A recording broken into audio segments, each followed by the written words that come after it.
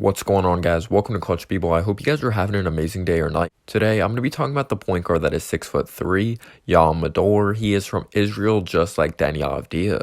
He actually played with Deni Avdija in the under-20 championship game, as he's as talented as Deni Avdija, but that does not mean he's as good as Deni is. Deni's way more polished and a way more consistent, productive player.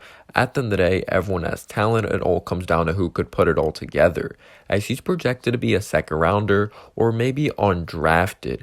I think he's either going to end up being a very solid backup in the NBA, or he's just going to end up playing for the summer league team and not playing in the NBA.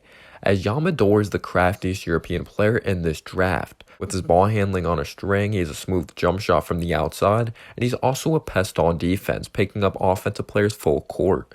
When it comes to his offensive game, he has a very quick first step to get to the basket. He's very good at coming off screens and knocking down mid-range jumpers, which is definitely a go-to shot of his in his arsenal. He's very good at changing directions and changing speeds. When going to the basket, you will rarely catch him out of control. When you get to what he could do off the dribble, he has a quick release, and he is a very difficult shot maker. I would like to see him add a step back in his arsenal, or even when he's driving to the basket, add a Euro step. As of right now, he just relies on his raw handle, which is pretty solid, but I don't think it's good enough like Kyrie Irving-esque to just rely on that. He can shoot off the catch as well. It all comes down to hitting them at a higher rate, though. When you get into his passing ability, he is very talented. He makes it look effortless. He has such a great feel for the game. The timing of his passes on backdoor cuts, when running a pick and roll, driving to the basket, making the defense close in and kicking it to the outside to an open shooter. The thing that impressed me the most about Yam is he isn't afraid of the big moment, but that could also be a bad thing because he can get out of control at times, trying to do too much. He can also be too aggressive defensively, being too handsy. But to really sum up his overall game, I really do believe he's a high basketball IQ player that is a decent scorer off the dribble. He's an adequate shooter from the outside, especially from mid-range territory. He's a decent playmaker. He's a decent rebounder for his size as well. He hustles on every play. He's a fairly good defender that can get steals. He won't really jump the passing lanes that much. He'll only jump them when he really has to. He's an above average athlete for his size at 6'3". He has very good intangibles. If you take a look at the cons, he definitely needs to get stronger, but he's not an elite athlete. But I really do think he makes up for that with his basketball IQ.